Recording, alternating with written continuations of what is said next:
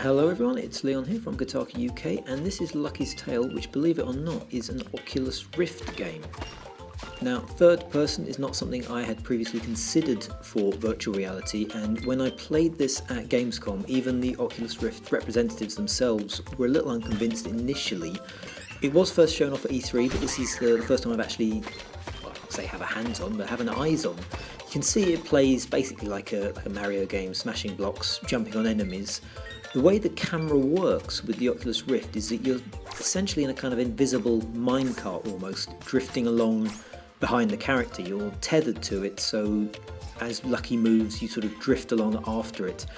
I didn't find it too bad. I don't suffer from motion sickness, but there is a kind of a lurching sensation because you don't have any control or warning over when you move. The sort of this invisible cart, if you like, just suddenly starts moving. So it's quite a lurching sensation. I suspect anyone who has problems with motion sickness is going to find this difficult to play.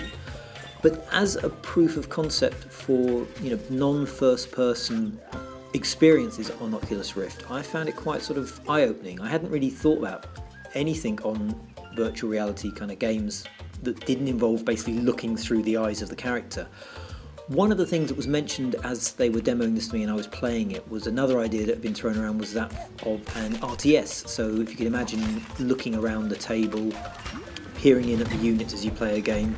This was on the DK2 Oculus Rift development kit, so full head tracking. I could peek under the bridge, I could sort of look around things, I could look behind me.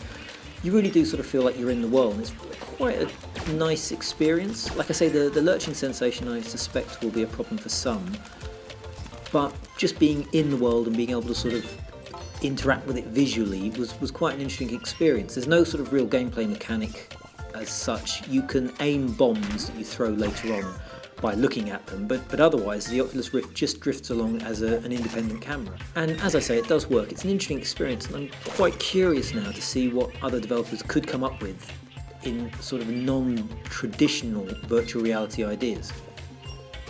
I'm just going to let the rest of this play out now so you can see the rest of the game. If you've got any questions, leave a comment, and I shall speak to you guys soon.